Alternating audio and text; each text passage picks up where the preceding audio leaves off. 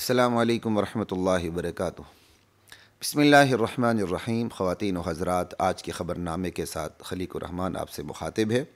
خواتین و حضرات، میں پہلے آپ کو یہ بات بتا دوں، آج کے خبر نامے سے مراد ہماری یہ نہیں ہوتی کہ ہم آپ کو صرف تازہ خبریں دے دیں اور اگر یہ تاریخ گزر جائے تو پھر وہ آج کا خبر نامہ جس طرح آج کی خبر دوپہر تک یا عصر تک بیکار ہو جاتی ہے، تو ہمارا جو آج کا خبر نامہ ہے اس کی نشریات آپ کے لیے بیکار ہو جائیں۔ نہیں، ہم صرف خبر نہیں دیتے، نہ ہم آپ کے ساتھ موسمیاتی تجزیے شیئر کرتے ہیں۔ ہم خبر، تبصرہ، تجزیہ اسلام کی روشنی میں آپ کے سامنے پیش کرتے ہیں۔ اس لیے ہمارا آج کا خبر نامہ آپ کے لیے کل بھی کارآمد ہوگا، اور جب تک انشاءاللہ ہماری یہ نشریات باقی رہیں گی، اللہ تعالیٰ چاہے گا اس وقت تک بھی ہمارا آج کا خبر نامہ آپ کے لیے کارآمد ہوگا۔ اتنی بات ضرور یاد رکھیے گا۔ تو بہرحال آج کا خبر نامہ، آج پیر کا دن ہے اور 22 جمادی الاولیٰ ہے، 1446 ہجری اور 25 نومبر 2024۔ پہلی خبر ہے جی کہ بڑھتی پاک افغان کشیدگی کے خاتمے کے لیے چین متحرک، خصوصی نمائندے کی کابل میں ملاقاتیں۔ اچھا، پاک افغان روابط، چینی نمائندے سے بات چیت کا اہم موضوع سے طالبان۔ چین کی ماضی میں ایسی کوششیں ناکام رہی تھیں مبصرین، ایسی کوشش ناکام رہی تھی مبصرین۔ اب آپ سوچ رہے ہوں گے کہ میں اس خبر پہ کیا تبصرہ کروں گا۔ یعنی دو مسلمان ممالک کے درمیان، دو بھائیوں کے درمیان، پاکستان اور افغانستان کے درمیان، اور پھر یہ دو ایسے بھائی جو جہاد افغانستان کے طویل دور میں ایک دوسرے کے ساتھ شانہ بشانہ رہے، ایک دوسرے کے پشتیبان رہے، ایسے دو مسلمان بھائیوں کو ملانے کے لیے، ان کے درمیان غلط فہمیوں کو دور کرنے کے لیے، ایک ملحد ملک، ہمارا ہمسایہ ملک جس سے ہمارے اچھے تعلقات ہیں، کیونکہ اس کے بھی مفاد ہم سے وابستہ ہیں، ہمارے مفاد بھی اس سے وابستہ ہیں، یہ مفادات کی دنیا ہے، ٹھیک ہے۔ یعنی ایک منکر خدا ملک چین ہم دو بھائیوں کے درمیان صلح کروانے کے لیے کود پڑا ہے۔ ایمانداری سے بتائیے، یہ رونے کا مقام نہیں ہے، یہ شرم کا مقام نہیں ہے، یہ ڈوب مرنے کا مقام نہیں ہے کہ دو مسلمان بھائیوں کے درمیان صلح کروانے کے لیے کون کود پڑا ہے؟ خدا کا منکر ملک چین کود پڑا ہے۔ حالانکہ اول تو ان کے درمیان کوئی اختلاف ہونا ہی نہیں چاہیے۔ یہ ہمسائے بھی ہیں، یہ اسلامی بھائی بھی ہیں، اور ان کے ہمسائے کے تعلقات بھی ایک دوسرے سے وابستہ ہیں۔ پھر جو 3-4-5 دہائیوں پر مشتمل جو جہاد افغانستان ہے، ان میں یہ دونوں ایک دوسرے کے ساتھ رہے ہیں۔ اگر ان میں کوئی اختلاف رائے ہوتا بھی ہے تو کس کو کودنا چاہیے؟ مسلمان ممالک کو۔ لیکن ہر ایک کو اپنی پڑی ہوئی ہے۔ چونکہ چین ہمارا ہمسایہ ہے، اس کے تعلقات افغانستان سے بھی ہیں، وہ اپنے روابط وہاں بھی بڑھا رہا ہے، لہٰذا اس کا اپنا مفاد بھی کہ پاکستان اور افغانستان آپس میں نہ لڑیں۔ پاکستان نے بھی ذرا منتیں کی ہوں گی چین کی، افغانیوں کو تو منتوں کی ضرورت نہیں۔ تو بہرحال کہنے کی بات یہ ہے، ڈوب مرنے کا مقام ہے کہ دو مسلمان ممالک کے درمیان صلح کرانے کے لیے ایک کافر ملک کودا ہوا ہے۔ بس اس پہ اتنی ہی بات کافی ہے۔ آگے چلتے ہیں جی اگلی خبر کی طرف۔ ہمارے وزیر داخلہ محسن نقوی کہتے ہیں کہ پختونخوا کے علاوہ کہیں سے کوئی ریلی نہیں نکلی، افغان بھی شامل ہیں اس ریلی میں، یعنی پی ٹی آئی کی ریلی میں۔ میں کوئی پی ٹی آئی کا نمائندہ نہیں ہوں، نہ میں کسی سیاسی مذہبی پارٹی کا نمائندہ ہوں، ایک انڈیویجول بندہ ہوں۔ محسن نقوی کہہ رہے ہیں کہ افغان بھی شامل ہیں پی ٹی آئی کی اس ریلی میں، ٹھیک ہے۔ سوال یہ ہے محسن نقوی صاحب، آپ کو اس میں افغان تو نظر آ گئے، آپ کو پارا چنار میں جو آگ لگی اس میں ایران نظر کیوں نہیں آ رہا؟ اس میں دہشت گرد زینبیون نظر کیوں نہیں آ رہے؟ نام لینا، کہیں پارا چنار میں جو آگ لگی ہوئی ہے، بطور وزیر داخلہ اپنی ذمہ داری نبھاتے ہوئے کہہ دیں کہ اس میں ایران کا ہاتھ ہے۔ نہیں کہیں گے آپ، یہ کبھی نہیں کہیں گے آپ۔ شاید وزارت داخلہ سے استعفیٰ تو دے سکتے ہیں، شاید یہ بات آپ کے منہ سے نہ نکلے، کیونکہ یہ آپ کے دین کا مسئلہ ہے۔ خیر، اس پہ اتنی بات کافی، چونکہ پارا چنار کے متعلق ہماری بات آگے آ رہی ہے، ضرور سنیے گا، کہیں بھی نہ جائیے گا۔ اگلی خبر یہ ہے کہ جی پی ٹی آئی قافلہ پنجاب داخل اٹک، پل پر جھڑپیں، پولیس کی شدید شیلنگ۔ اللہ اکبر، یعنی بڑی بڑی قربانی۔ اسلام آباد راولپنڈی کو ملانے والے رستے 72 مقامات پر کنٹینرز رکھ کر بند، 40,000 کی نفری تعینات، 53 گرفتار۔ لاہور میں حافظ ذیشان ندیم، پتہ نہیں کون کون پکڑے گئے، لٹرم پٹرم سب کچھ جو بھی ہے۔ یہ خبر سنانے کا مقصد کیا ہے؟ آپ کو یہ خبر سنانے کا مقصد خواتین و حضرات یہ ہے کہ اس وقت پی ٹی آئی اپنے کاز کے لیے، اپنے مقاصد کے لیے قربانی دے رہی ہے، ٹھیک؟ میرا آپ کو بتانے کا صرف اتنا مطلب ہے، یہی پاکستان کی عوام، یہی مسلمان دین کے لیے اتنی قربانی دے دیں، پاکستان کے آئین کو خالص اسلامی بنانے کے لیے اتنی قربانی دے دیں، پاکستان کے آئین سے جو وہ شقیں جو اس کو خالص اسلامی بنانے سے روکے ہوئے ہیں ان کو نکالنے کے لیے قربانی دے دیں، تو کیا اس ملک میں اسلام نہیں آئے گا؟ ضرور آئے گا۔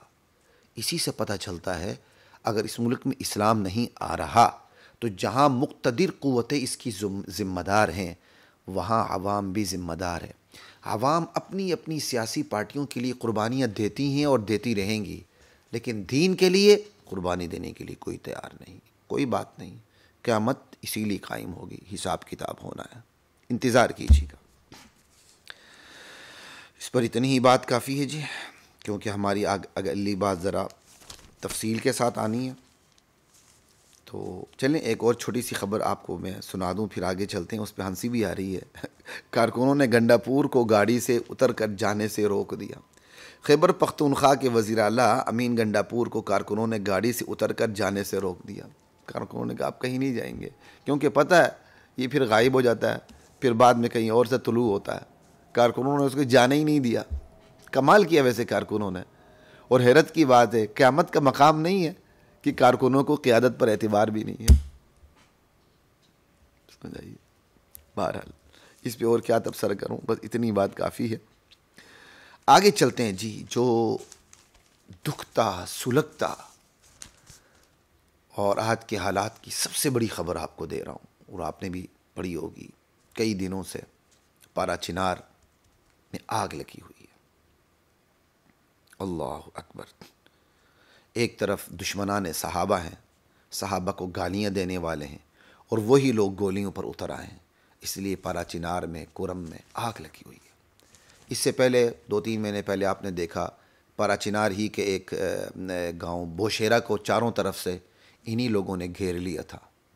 ان لوگوں نے ثابت قدمی دکھائی، پھر حالات ٹھیک ہوئے، پھر کانوائے پر ایک فائرنگ ہوئی، اور اس کو بہانہ بنا کر نہتی عوام پر، نہتی عورتوں پر، بچوں پر حملہ کر دیے گئے، اور گردن کاٹ کے باقاعدہ لٹکا دیا گیا۔ یہ ظلم کا رونے والے ہیں، اور اپنے آپ کو پیٹنے والے جب ظلم پر اتر آتے ہیں تو کس قسم کا ظلم کا بازار گرم کرتے ہیں۔ آج کی خبر ہے کرم میں جھڑپیں جاری، 75 ہلاکتوں کے بعد فریقین کا 7 روزہ سیز فائر پر اتفاق۔ مظاہرین نے ہنگو سے کوہاٹ آنے والی روڈ بند کر دی۔ کرم میں فوجی آپریشن کر کے تمام کالعدم تنظیموں کے خلاف کارروائی کا مطالبہ۔ خیر یہ مطالبہ تو بڑا کمال کا مطالبہ ہے جس نے بھی کیا ہے، ٹھیک۔ کرم آگ میں جل رہا ہے، لوگ گھروں میں محفوظ نہیں۔ خواتین و حضرات، یہ آج کی سب سے بڑی خبر ہے، اس پہ میں تھوڑی سی تفصیل کے ساتھ آپ سے بات کرنا چاہوں گا، اس لیے 5-7 منٹ کی گفتگو کو آپ ذرا حوصلے اور تسلی سے سنیے گا۔ یہ محض خبر نہیں ہے، خبر کے ساتھ قرآن و سنت کی روشنی میں تبصرہ بھی ہے، تجزیہ بھی ہے، اور ایک مختصر سی تاریخ آپ کے سامنے بھی رکھنی ہے۔ اچھا جی، پارا چنار اور پارا چنار کے ساتھ آپ گلگت کو لے لیں، گلگت بلتستان کو لے لیں، پھر بلوچستان کے ایک حصے کو بھی لے لیں۔ ماضی اور حال مستقبل، یہ کوئی آج کی خبر نہیں ہے کہ یہ جس کو ہم فرقہ وارانہ فسادات کہتے ہیں، دراصل یہ فرقہ وارانہ فساد نہیں ہے، یہ اسلام اور کفر کے فسادات ہیں۔ یہ ماضی اور حال مستقبل، یہ کل کی بھی سب سے بڑی خبر تھی، یہ آج کی بھی سب سے بڑی خبر ہے، اور آئندہ کے لیے بھی سب سے بڑی خبر رہے گی، کیونکہ جو لوگ صحابہ کے دشمن ہیں ان کی طبیعت کے اندر فساد ہے۔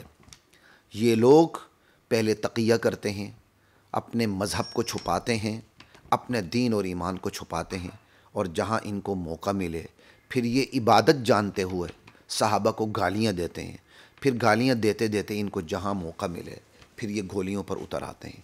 گالی اور گولی یہ ان کا مزاج ہے، یہ ان کی طبیعت ہے۔ بہرحال جہاں یہ 2-4 بندے اکٹھے ہو سکتے ہیں، 5-7 بندے اکٹھے ہو سکتے ہیں، اپنا کوئی ہجوم بنا سکتے ہیں، اپنی طاقت دکھا سکتے ہیں، وہاں یہ طبقہ فساد فی الارض کا مرتکب ہوتا ہے۔ گلگت بلتستان کے حالات بھی اس پر گواہ ہیں۔ ہمیشہ یہ حملہ کرتے ہیں اور مسلمان آگے سے اپنا دفاع کرتے ہیں، اور جب دفاع کرتے ہیں تو یہ پھر مسلمانوں کو دہشت گرد کہتے ہیں۔ حکومت میں بھی بہت سے بندے ان کے ساتھ ملے ہوتے ہیں، کیونکہ ہمارے لوگ چونکہ اکثریت میں ہیں اس لیے نادان ہیں، انہیں کوئی پتہ ہی نہیں ہوتا۔ یہ لوگ اقلیت میں ہیں اس لیے تحفظ کا شکار ہوتے ہیں، اور ان کے اوپر چونکہ ایران کی چھتری ہے، عالمی طاقتیں ان کے ساتھ ہیں، عالمی ایجنڈا ان کے ساتھ ہے، تو یہ چکنے ہوتے ہیں اور کیا کہتے ہیں، اور یہ فساد کرتے ہیں۔ گلگت بلتستان 1988 کا ٹینشن ہم نہیں بھولے۔ ان لوگوں نے متحد ہو کر مسلمان بستی پر حملہ کر دیا۔ اللہ تعالیٰ نے ایسے وقت میں ایک طوفان، اللہ تعالیٰ نے ایک آندھی چلا دی، اور پھر مسلمانوں نے ان کا مقابلہ بھی کیا، اور وہ آندھی وہ طوفان آج بھی گلگت کے شہریوں کو اچھی طرح یاد ہے کہ اللہ تعالیٰ نے ایسے میں آندھی چلا کے مسلمانوں کا دفاع کیا۔ خود مسلمان بھی اللہ کے حکم سے باذن اللہ کھڑے ہو اور ان کا مقابلہ کیا۔ پھر پورے گلگت بلتستان کے اندر قبائل امٹ پڑے، اور انہوں نے پھر صحابہ کے دشمنوں کا وہ حشر نشر کیا کہ آج تک یہ اپنے حشر نشر کو نہیں بھولے۔ لیکن ہمارا یہ بے شعور طبقہ، ہمارا بے شعور طبقے کے ساتھ ہمارا مداہن اور چشم پوش اور دیوس طبقہ، ہم میں سے بھی ایسے لوگ ہیں جو 1988 کے ٹینشن کو ہماری ذمہ داری قرار دیتے ہیں کہ یہ ہماری غلطی تھی، ہم نے ایسا کیا۔ بھائی ہم پر حملہ ہوا تھا، ہم نے اس حملے کا دندان شکن جواب دیا تھا، وہ جواب آج تک ان کو نہیں بولا۔ اسی طرح پارا چنار پہ بھی دیکھ لیں، بوشہرہ اتنا سا گاؤں ہے، چاروں طرف یہ لوگ ہیں، انہوں نے حملہ کر دیا، پھر بوشہرہ کے لوگوں نے بھی دندان شکن جواب دیا، جس کا اصل بدلہ انہوں نے وہی لینا تھا۔ کانوائے پر حملہ ایک انہوں نے جواز بنایا اور نہتی عوام پہ انہوں نے حملہ کر دیا۔ بہرحال عالمی طاقت، عالمی ایجنڈا ایران ان کے ساتھ ہے، اور اس کے مقابلے میں اگر ہم اپنی حکومت کو دیکھ لیں، اپنی مملکت کو دیکھ لیں، پاکستان کی اس شرپسند طبقے کے بارے میں ہمیشہ جو پالیسی رہی ہے وہ جانبدارانہ رہی ہے، وہ مٹی پاؤ پالیسی رہی ہے۔ یہ جو کچھ شرپسندی دکھاتے ہیں، پاکستان نے ہمیشہ مٹی پاؤ پالیسی اختیار کی ہے، اور ان کے گھن کو، ان کے فساد کو ہمیشہ چھپایا ہے۔ لیکن اب ملکی سالمیت کا مسئلہ ہے، اب ملکی سالمیت ان سے خطرے میں ہے، اس لیے اب عوام کو آگاہی دینے کی ضرورت ہے۔ عوام کو یہ شعور دینا ہوگا ہمارا دشمن کون ہے۔ ہمارے دشمن وہی ہیں جو صحابہ کو گالی دیتے ہیں، جو ابو بکر کے دشمن ہیں، جو عمر کے دشمن ہیں، جو عثمان کے دشمن ہیں، جو کل صحابہ کے دشمن ہیں۔ ہمارے ہمسایوں میں دشمن کون ہے؟ ہمارا ہمسایوں میں دشمن انڈیا اتنا بڑا دشمن نہیں، وہ کھلا ہوا دشمن ہے، ہماری ان کے ساتھ تیاری ہوتی ہے۔ ہمارا سب سے بڑا کھلا دشمن، خواتین و حضرات کان کھول کے سن لیں، ہمارے ہمسایوں میں سب سے بڑا زہریلا ناگ اور دشمن ایران ہے۔ ایران ہمارے ہاں پراکسی وار چلاتا ہے، اپنے لوگوں کو، اپنے دینی لوگوں کو جو اس کے ساتھ ان کا دین ملتا ہے، ان کا مذہب ملتا ہے، ان کو وہ ہمارے خلاف استعمال کرتا ہے اور ہمیں دباؤ میں رکھنے کی کوشش کرتا ہے۔ چونکہ عالمی طاقتیں بھی در پردہ ایران کے ساتھ ہیں، عالمی ایجنڈا بھی اس طرف ہے، تو لہٰذا ہم وقت ہم مشکلات کا شکار ہوتے ہیں۔ اس مشکلات کا حل پاکستان نے ہمیشہ یہ نکالا کہ ایران کے ساتھ آنکھیں بند کی رکھیں، مٹی پاؤ پالیسی رکھی۔ ایران، یہ گیدڑ ایران، یہ لومڑ ایران، یہ شیر ہو گیا، اور اس نے آج سے 1 سال پہلے پاکستان پر میزائل برسا دی ہے، تو الحمدللہ پاکستان نے پھر ایسا جواب دیا کہ تاریخ میں انشاءاللہ آئندہ یہ مستقبل میں کبھی غلطی نہیں کرے گا تو اس کی اینٹ سے اینٹ بجا دی جائے گی انشاءاللہ۔ یہ سمجھا تھا کہ پاکستان خاموش ہے، یہ نہیں بولیں گے، اس نے ہماری سالمیت پہ حملہ کیا، آج بھی یہ یہی کر رہا۔ بہرحال ایران اپنے ہم مذہب لوگوں کے ذریعے پراکسی وار کرتا ہے، اور ایرانی انقلاب کے بعد اس پراکسی وار میں اور اس دہشت گردی میں، اس شرپسندی میں بہت زیادہ تیزی آئی ہے۔ زینبیون نامی گرامی ان کی دہشت گرد تنظیم ہے، اور ان کے لوگوں کو ایران ٹریننگ دیتا ہے۔ یہ زائرین کی شکل میں باہر جاتے ہیں، زیارات کے لیے باہر جاتے ہیں، اور جب یہ باہر جاتے ہیں تو پھر ان کو وہاں ٹریننگ دی جاتی ہے، پھر پاکستان میں ان کو دہشت گردی کے لیے بھیجا جاتا ہے۔ ایسی تنظیموں کے جو مطلوب دہشت گرد ہیں، ان کو پکڑ کر ان کا سر قلم کر دینا چاہیے، ان کا قلع کما کرنا آج کی ضرورت ہے۔ یہ لوگ دین دشمن ہیں، یہ لوگ وطن دشمن ہیں، یہ لوگ افواج دشمن ہیں، یہ لوگ ہمارے جھنڈے کے دشمن ہیں۔ آج بھی پارا چنار میں آپ دیکھ لیں کہ انہوں نے پاکستان کے جھنڈے کو اتار کے زینبیون دہشت گردی کا جھنڈا لگا دیا۔ یہ اسرائیل اور بھارت کے نعرے لگاتے ہیں، ہماری ایجنسیوں کے پاس اس کی پوری رپورٹ ہے۔ امت مسلمہ کا دشمن، خدا کی قسم، امت مسلمہ کا مشترکہ دشمن یہود نہیں ہے۔ یہود ہے لیکن ان سے بھی بڑے، یہود سے بھی بڑا اصل مشترکہ دشمن وہ ہے جو ابو بکر و عثمان کا دشمن ہے، جو عمر اور معاویہ کا دشمن ہے، جو کل صحابہ کا دشمن ہے۔ امت مسلمہ کا مشترکہ دشمن یہود سے بڑھ کر وہ دشمن ہے جو صحابہ کا دشمن ہے۔ اب یہاں سوال یہ پیدا ہوتا ہے، ہماری قیادت کہاں ہے؟ ہماری قیادت کہاں ہے؟ ہمارے دو محاذ ہیں، ایک ہمارا مذہبی محاذ ہوتا ہے اور ایک ہمارا سیاسی محاذ ہوتا ہے۔ دو محاذ ہمارے الگ الگ ہیں۔ ہمارے مذہبی محاذ کی کارکردگی تو الحمدللہ صفر ہے، زیرو ہے۔ کل ایک ساتھی نے مجھے ایک پیغام دیا، کوئی مجھے میسج کیا واٹس ایپ پہ، تو میں نے آگے سے ان کو ایک چھوٹا سا سوال کیا کہ اس حوالے سے اہل سنت والجماعت کا کیا کردار ہے، تو انہوں نے آگے سے ایک ہی لفظ لکھا، صفر۔ تو مجھے ان کے جواب سے 110% اتفاق ہے۔ مذہبی اتحاد، مذہبی جو محاذ ہے، اس وقت مذہبی محاذ پر دشمنان اسلام کے خلاف، دشمنان صحابہ کے خلاف ہماری کارکردگی صفر ہے۔ جہاں تک سیاسی محاذ کی بات ہے تو سیاسی محاذ، مذہبی محاذ، سیاسی مفادات کے لیے مذہبی محاذ کی قربانی دے رہا ہے۔ ہمارے لوگوں کو اس چیز کا پتہ ہی نہیں ہوتا کہ ہمارے دو محاذ ہیں، ایک ہمارا سیاسی محاذ ہوتا ہے جس میں ہمارے سیاسی لوگ آگے ہوتے ہیں، ایک ہمارا مذہبی محاذ ہوتا ہے جس میں ہم نے اپنی ویلیوز کو، اپنی دینی اقدار کو بچانا ہوتا ہے، ان کو ترقی دینی ہوتی ہے، ان کا تحفظ کرنا ہوتا ہے، ان کو معاشرے میں وجود دینا ہوتا ہے۔ ٹھیک ہے، اب جو ہمارا سیاسی محاذ ہے، وہ سیاسی محاذ کی مصلحت کو سامنے رکھتے ہوئے، حکمت کو سامنے رکھتے ہوئے، کچھ مفادات کو سامنے رکھتے ہوئے وہ یہ غلطی کر رہا ہے کہ وہ اس مذہبی محاذ کی قربانی دے رہا ہے، یعنی قربانی معکوس ہے۔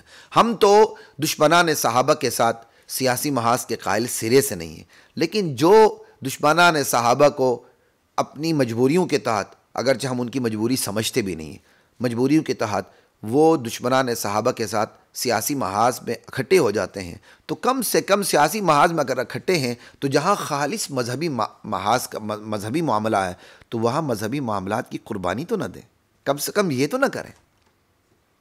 سیاسی محاذ میں تو شراکت چل جاتی ہے، چلیں سیاسی محاذ، اب جیسے مولانا فضل الرحمان صاحب ہیں، جمعیت علماء اسلام ہیں، ان کا سیاسی اکھڑ زرداری سے بھی ہو جاتا ہے، حالانکہ اس کا عقیدہ کیا سب کو پتہ ہے، بے نظیر سے بھی ہوتا رہا، اس کا عقیدہ کیا سب کو پتہ ہے، نواز شریف کے ساتھ ہوتا رہا، وہ کس لیول کے بندے ہیں سب کو پتہ ہے۔ ٹھیک ہے جی، سیاسی محاذ میں پارٹنرشپ چل جاتی ہے، شراکت چل جاتی ہے، لیکن جہاں تک مذہبی محاذ کی بات ہے، یہ تو سب کو معلوم ہے کہ مذہبی محاذ کی لڑائی تو صرف جدوجہد تو صرف ہم نے لڑنی ہے، اس میں سیاسی شراکت دار ہمارے ساتھ نہیں ہوں گے، یعنی سیاسی محاذ میں شراکت چل جاتی ہے، مذہبی محاذ میں شراکت نہیں چلتی۔ مذہبی محاذ میں خالص مذہب کے لیے قربانی دینے والے لوگ ہوتے ہیں اور کوئی بھی ساتھ نہیں ہوتا۔ ایسے میں سیاسی محاذ کی خاطر مذہبی محاذ کی قربانی دینے کے نتائج کیا ہوں گے، کبھی ہم نے سوچا؟ کتنے ہولناک نتائج ہوں گے، اس میں ہماری ہلاکت ہوگی۔ کیوں کہ مذہبی محاذ تو صرف ہم نہیں مذہبی محاذ پر تو صرف ہم نے جدوجہد کرنی ہے، اگر ہم سیاسی محاذ کے لیے مذہبی محاذ کی بھی قربانی دیں تو پھر کیا نتائج ہوں گے؟ اس میں تو یہ نتیجہ ایک ہی نتیجہ ہوگا، ہماری ہلاکت۔ اسی طرح سیاسی محاذ کی خاطر مذہبی محاذ کی قربانی دینے والے بھی دو قسم کے ہیں، ایک وہ ہیں جو کہتے ہیں یار یہ دشمنان صحابہ غلط ہیں، ہم بھی مانتے ہیں، لیکن کیا کریں ہماری سیاسی مجبوریاں۔ ایک تو یہ ہو گئے، وہ سیاسی مجبوریوں کا نام لے کر مذہبی محاذ کی قربانی دے دیتے ہیں، اور مذہبی محاذ کیا ہے، صحیح مفادات کا تحفظ نہیں کر سکتے۔ لیکن سیاسی محاذ میں ایسے سیاسی بھی موجود ہیں جو ان دشمنان صحابہ کو مسلمان سمجھتے ہیں. اس میں بلوچستان کے ہماری جماعت کے کچھ لوگ شامل ہیں کہ یہ دشمنان صحابہ نماز پڑھتے ہیں، ہم بھی نماز پڑھتے ہیں، یہ روزہ رکھتے ہیں، ہم بھی روزہ رکھتے ہیں، یہ زکوٰۃ دیتے ہیں، ہم بھی زکوٰۃ دیتے ہیں، یہ مسلمان ہے. شرم آنی چاہیے. اعمال کو آپ پیش کر کے ان کو آپ ایمان کی سند دے رہے ہیں. آپ کو ایک گلاس پانی میں ڈوب کے مرنا چاہیے. آپ اپنے عقیدے کی اصلاح کریں. اعمال سے بندہ مسلمان نہیں ہوتا، بندہ ایمان سے مسلمان ہوتا ہے. تو بہرحال ہم یہی بات کر رہے تھے کہ مذہبی محاذ کی مجرمانہ خاموشی کے آگے کیا نتائج ہیں. یعنی ایک تو یہ کہ سیاسی محاذ کی خاطر مذہبی محاذ کی قربانی دی جا رہی ہے، پھر خود جو مذہبی محاذ والے ہیں وہ ان کی مجرمانہ خاموشی. بالکل گونگے، بہت سے لوگ گونگے شیطان بنے ہوئے ہیں. اللہ حفاظت فرمائے. کتنی ہلاکت خیز اس کے نتائج سامنے آئیں گے. اور پھر اس کے ساتھ ساتھ مجرمانہ خاموشی ایک طرف، مذہبی اور سیاسی محاذ والے وحدت کے لیے استعمال ہو رہے ہیں. کن کے درمیان وحدت؟ یعنی اسلام اور کفر کو ملا کے ان کو اسلام کا نام دیا جائے. نہیں جی ہم سب مسلمان. نہیں جی نہیں. ابو بکر کے انکار کرنے والے اور ماننے والے مسلمان دونوں ایک ساتھ مسلمان نہیں ہو سکتے. اس قرآن کو اصلی ماننے والے اور اصلی قرآن کو غائب ماننے والے اور اس قرآن کو تحریف شدہ ماننے والے، یہ دونوں ایک ساتھ مسلمان نہیں ہو سکتے. یہ اسلام، اگر اس کو اسلام کا نام دیا جائے تو یہ اسلام کی دو متضاد تصویریں ہیں. یہ دونوں آگ اور پانی ہیں، یہ اکٹھے نہیں ہو سکتے. سمجھ آئی؟ تو خیر یہاں دو تین چیزیں آ رہی ہیں. سیاسی محاذ کے لیے مذہبی محاذ کی قربانی دینے والے، پھر مذہبی محاذ پر جو مذہبی لوگ ہیں ان کی مجرمانہ خاموشی. مجرمانہ خاموشی کیا بلکہ کفر و اسلام کے درمیان وحدت پیدا کرنے کے لیے ان کا استعمال. ہمارے بڑے گلگت بلتستان میں کچھ عرصہ پہلے فسادات کا امکان پیدا ہوا. ہمارے مذہبی محاذ کے لوگ چلے گئے صلح کروانے کے لیے. کیا مطلب ہے صلح کروانا؟ صلح کروا کے آپ کیا کرنا چاہتے ہیں؟ آپ کفر پر، نفاق پر پردہ ڈالنا چاہتے ہیں؟ لوگوں کو بتائیں کافر کون ہے، مسلمان کون ہے، زندیق کون ہے، مرتد کون ہے، یہ بتائیں لوگوں کو، وگرنہ ہمارے حالات بڑے خطرناک ہوں گے. اور پھر ہم دوسروں کے درمیان صلح کرواتے ہیں اور آپس میں ہم تفریقہ ڈالتے ہیں. یعنی وہ لوگ جو مذہبی محاذ پر جنہوں نے کھڑا ہونا ہے اور جنہوں نے مذہبی محاذ پر لڑائی اکیلے لڑنی ہے، جد و جہد خود کرنی ہے، وہ خود آپس میں تتر بتر ہے. مذہبی محاذ کی لڑائی صرف اہل حق نے لڑنی، اور اہل حق کہاں کہاں تقسیم ہے. کوئی دیوبند، کوئی مماتی ہے، کوئی حیاتی ہے، کوئی مدنی ہے، کوئی تھانوی ہے. پھر ان کے اندر بھی الگ الگ دڑا بندی ہے، پھر دڑا بندیوں کی دڑا بندی ہے. انا للہ و انا الیہ راجعون. مجھ سے آ کے سوال کرتے ہیں لوگ کہ یہ آپ حیاتی ہیں، مماتی ہیں، ہمیں بڑی فکر ہے. اللہ آپ کی فکر میں اضافہ فرمائے. میں پہلے بھی کہتا رہا ہوں، میں آج بھی اس غم کے وقت میں جب میرے مسلمان ماں بہنوں پر عزتوں پر حملے ہو رہے ہیں، پارا چنار کے اندر، کرم کے اندر، بگن کے اندر، وہ شہرہ محفوظ نہیں ہے، تو میں آج بھی اس سٹیج سے اعلان کرتا ہوں اس خبر نامے میں کہ میں تم متشددین سے خدا کی قسم لا تعلق ہوں. انا براء منکم ومما تعبدون من دون اللہ. تم نے اپنی ہوا و ہوس کو اپنا معبود بنا لیا ہے اور تم اس کو خدا سمجھتے ہو. یہ خدا نہیں، یہ ہوا ہے. تم متشددین سے میرا کوئی تعلق نہیں، چاہے تم حیاتی ہو چاہے تم مماتی ہو. تم حیاتی بن کر مماتیوں کو کافر کہو یا گمراہ کہو، میرا تم سے تعلق نہیں. تمہارے پیچھے میری نماز بھی نہیں ہوتی ہے. اور تم مماتی بن کر حیاتیوں کو تم کافر کہو یا حیاتیوں کو تم گمراہ کہو، میرا تم مماتیوں سے بھی تعلق نہیں ہے. تم مماتیوں کے پیچھے بھی میری نماز نہیں ہوتی ہے. تم متشددین، تم حیاتی بھی ہو تو میری تمہارے پیچھے نماز نہیں ہوگی، تم مماتی بھی ہوگے تو میری تمہارے پیچھے نماز نہیں ہوگی. سماع موتا اور حیات ممات پر ایک دوسرے پر کفر کے فتوے لگانا، مناظرے کے بازار گرم کرنا، ہمیں شرم آنی چاہیے. یہ تو ہمارا شروع سے اجتہادی اختلاف، فروعی اختلاف جو ہے اس میں تو ہمیشہ کے لیے کیا کہتے ہیں گنجائش رکھی گئی، نرمی رکھی گئی ہے. ہاں ہم اس کے قائل نہیں ہیں ہر مردہ سنتا بھی ہے، دیکھتا بھی ہے، مرادیں بھی پوری کرتا ہے، یہ تو شرک ہے. لیکن جہاں تک سما فی الجملہ کی بات ہے، اہل علم کا احادیث کی بنیاد پر اختلاف ہے. ہم بڑے دھڑلے سے کہتے ہیں خبر واحد سے عقیدہ ثابت نہیں ہوتا، ظنی. ہاں جی بالکل ہم یہی کہتے ہیں، لیکن کیا محدثین کی کمی ہے جو خبر واحد کو یقینی بھی سمجھتے ہیں اور اس سے عقیدہ بھی ثابت کرتے ہیں۔ جب یہ ہے اجتہادی مسئلہ تو آپ ترجیح کی حد تک رہے، تقلید پہ کیوں جاتے ہیں؟ محض حیات ممات پہ، سیمائے موتا پہ ایک دوسرے پر کفر و ضلالت کے فتوے کیوں لگاتے ہیں؟ ہمیں تنگ نہ کریں، ہم اپنے محاذ پر کھڑے ہیں، ہم تمہارے محاذ پہ آنے کے لیے تیار نہیں ہیں کہ میں مماتی بن کر حیاتیوں کو کافر یا ضال مضل کہوں، یا میں حیاتی بن کر مماتیوں کو کہوں، یا میں مماتی بن کر حیاتیوں کو کہوں۔ میرا تم دونوں سے، تم متشددین سے میرا کوئی تعلق نہیں ہے۔ اللہ تم متشددین سے چاہے تم حیاتی ہو یا تم مماتی ہو، اللہ تعالیٰ تم دونوں سے امت کی حفاظت فرمائے۔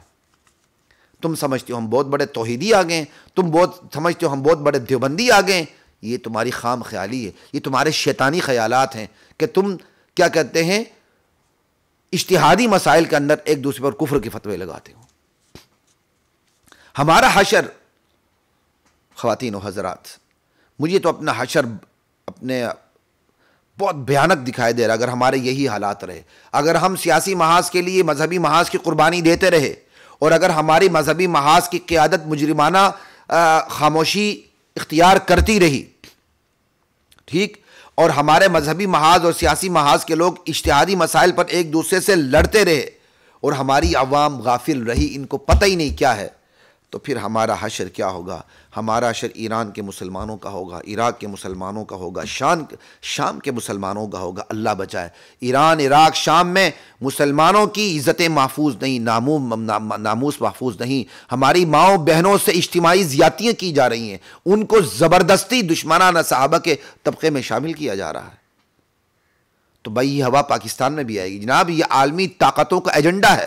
کہتے ہیں جی ایران کے مذاکرات ہو رہے ہیں فرانس کے ساتھ، ایٹمی مذاکرات۔ جناب ایک بات آپ کان کھول کے سن لیں، کفری طاقتیں ایران کو ایٹمی طاقت بنا کے رہیں گی، کفری طاقتیں ایران کو مضبوط کرتی رہیں گی، کیونکہ امت مسلمہ کے پیٹھ پہ چھرا گھونپنے کا واحد ذریعہ کفری طاقتوں کے پاس ایران ہی ہے کہ ایران کے ذریعے وہ امت مسلمہ کا مقابلہ کرے، ورنہ کفر جتنے مرضی اس کے پاس وسائل ہوں، سامنے آ کر وہ ہمارا مقابلہ کرنے سے عاجز ہے، وہ ایران جیسے منافقین ہی کو سامنا کرے گا۔ اگر ہم نے اپنے طور طریقے نہ بدلے، ہمارا حشر ایران، عراق، شام کے مسلمانوں جیسا ہوگا۔ اللہ ہمیں بچائے، اور یہ یاد رکھیے یہ ملک ہمارا ہے، اس ملک کے وسائل ہمارے ہیں، اس ملک کی فوج ہماری ہے، انہیں گالی مت دیں، اس ملک کو گالی نہ دیں، اس ملک کے وسائل سے مت کھیلیں، اور اس ملک کے افواج کو گالیاں مت دیں۔ ٹھیک ہے، ہر شعبے میں اچھے بھی ہوتے ہیں، برے ہوتے ہیں، کیا علماء میں اچھے برے نہیں ہیں؟ کیا وکلاء میں اچھے برے نہیں ہیں؟ کیا سیاستدانوں میں اچھے برے نہیں ہیں؟ اسی طرح فوج کی قیادت میں بھی اچھے بھی ہوتے ہیں، برے بھی ہوتے ہیں، لیکن وہ انفرادی مسئلہ ہے۔ لیکن پرویز مشرف کے برے ہونے سے پوری فوج کے ساتھ دشمنی کرنا، یا یحییٰ خان جیسے کہ آنے سے پوری افواج کے اوپر پھپتیاں کسنا، بہرحال یہ بالکل غلط ہے۔ یہ فوج ہماری ہے، اس نے ہمارے ساتھ چلنا ہے، ہم نے اس کے ساتھ چلنا ہے، یہ ہماری طاقت ہے، ہم ان کی طاقت ہیں، یہ بات یاد رکھیے۔ ہمارے پاس جو آج کا پرامن علاج اور ہمیشہ کا پرامن علاج ہے، جو صحابہ کے دشمن ہیں، جو ابو بکر و عمر کے دشمن ہیں، جو عثمان و علی اور حسنین اور معاویہ کے دشمن ہیں، ہمارے پاس ان کا بہترین پرامن علاج یہ ہے کہ ہم انہیں آئسولیٹ کر دیں، ہم انہیں آئسولیشن میں ڈال دیں، ہم انہیں تنہا کر دیں۔ میں خصوصاً پارا چنار کے مظلوم مسلمانوں سے کہوں گا، اور گلگت بلتستان کے مظلوم مسلمانوں سے کہوں گا، بلکہ پوری امت کے مظلوم مسلمانوں سے کہوں گا، جو ان شرپسندوں کی شرپسندی کا شکار ہیں، وہ ان صحابہ کے دشمنوں کی نہ غمی میں شریک ہوں نہ خوشی میں شریک ہوں، ان کو بالکل آئسولیٹ کر دیں۔ آپ دیکھیں نا ہم نے مرزائیوں کے ساتھ کیا کیا، صرف مرزائیوں کا پارلیمنٹ میں ان کا کفر ثابت نہیں ہوا، بلکہ مرزائیوں کے بارے میں ہم نے اپنی عوام کو اتنا شعور دیا کہ اگر کسی کے قادیانی رشتہ دار بھی ہوں تو ان کی غمی خوشی میں نہیں آ سکتے۔ یہ حشر ان کا کر دیں، دشمنان صحابہ کا۔ یہ بڑا پرامن علاج آپ کو بتا رہا ہوں، ان کو آئسولیٹ کر دیں، نہ ان کے جنازے میں جائیں، نہ ان کی شادیوں میں جائیں، نہ ان کی غمی میں جائیں، نہ ان کی خوشی میں جائیں، نہ ان کو اپنی غمی خوشی میں آنے دیں، بس ان کو آئسولیٹ کر دیں۔ انشاءاللہ یہ جتنے بھی کیا کہتے ہیں شرپسند عناصر ہیں، یہ اپنی موت آپ مریں گے، یہ سارے فسادات ختم ہوں گے۔ اور جہاں تک بات ہے ریاستی علاج کی، یہ تو میں نے عوام کا علاج بتایا، عوام کے لیے بڑا پرامن علاج ہے۔ ریاستی علاج تو میں ریاستی اداروں سے گزارش کروں گا کہ آپریشن کریں، گلگت بلتستان میں بھی آپریشن ہونا چاہیے۔ اسی طرح اس وقت پارا چنار میں، کرم میں، جہاں جہاں آپریشن ہونا چاہیے. اور پارا چنار کے اندر جتنے ایران نے دہشت گردی کے اڈے قائم کیے ہوئے ہیں، اپنے عسکری محاذ اس نے بنائے ہوئے، عسکری تربیتی ادارے بنائے ہوئے ہیں، سب کو ملیا میٹ کر دیا جائے. اس کے بغیر اس ملک میں امن قائم نہیں ہو سکتا. جو مطلوب دہشت گرد ہیں، جو وطن دشمن ہے، دین دشمن ہے، ان کو گرفتار کیا جائے. اور جو یہاں سے زائرین جاتے ہیں زیارت کے نام پہ، ان پر کڑی نگاہ رکھی جائے، کیونکہ انہی زائرین کی صفوں میں وہ لوگ جاتے ہیں جو باہر جا کر دہشت گردی کے ٹریننگ حاصل کرتے ہیں، پھر یہاں آ کے ملک میں فساد مچاتے ہیں. اس کا بہترین علاج ریاست کے پاس یہ ہے. ریاست آپریشن کرنے میں دیر نہ کریں، ریاستی اداروں سے بلا تمیز آپریشن کریں. ریاستی اداروں سے ہماری یہی ریکویسٹ ہے. السلام علیکم ورحمۃ اللہ وبرکاتہ.